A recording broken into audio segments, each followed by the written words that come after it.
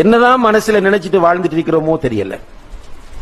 இந்த தொழாம வாழ்ற சகோதரர்கள் மனதில் எதை நினைத்து என்ன நினைக்கிறாங்க என்று உண்மையாக அவர்களே ஒரு தரம் மீட்டி பார்க்க வேண்டும். நான் தொழாம வாழ்றேனே, நான் என்ன நினைச்சிட்டு இருக்கிறேன்? அல்லாஹ் இல்லையா? குர்ஆன் ஹதீஸ் பொய்யா? மௌத் என்பது பொய்யா? கபருடைய வாழ்க்கையை நான் ஈமான் கொள்ளவில்லையா? மறுமையிலே அல்லாஹ் என்னிடம் முதலாவது கேட்க போகிற கேள்வி தொழுகை தொழுகை என்று சொல்கிறார்களே, இது பொய்யா? தொழாதவர்களுக்கு அல்லாஹ் சக்கர் என்ற நரகத்தை தயார் செய்து வைத்திருக்கிறானே, இது பொய்யா? கொஞ்சம் யோசிச்சு பார்த்தாங்கன்னா அவர்களுக்கே அவர்கள் செய்யக்கூடிய அசிங்கம் புரியும்.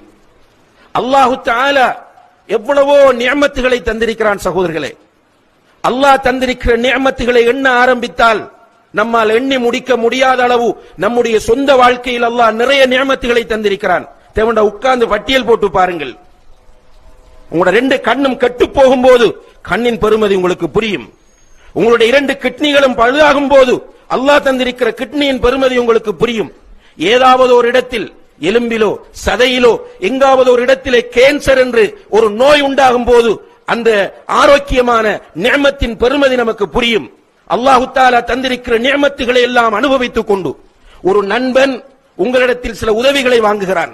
அந்த நண்பன் ஒரு கட்டத்தில் உங்களுக்கு ஒரு பிரதிபகாரம் செய்ய தவறும் போது நன்றி கெட்டவன் என்று அவனையும், நீங்கள் ஒருவனுக்கு ஓட் போடுகிறீர்கள், அந்த ஓட் போட்ட அவன் உங்களுக்கு சேவை செய்யாத போது அவனை நன்றி கெட்டவன் என்று திட்டுகிற நீங்கள், உங்களுடைய மனைவியை நன்றி கெட்டவள் என்று திட்டுகிற நீங்கள், உங்களுடைய ரப்புக்கு நன்றி உடையவர்களாக இருக்கிறீர்களா கெட்டவர்களாக இருக்கிறீர்களா என்று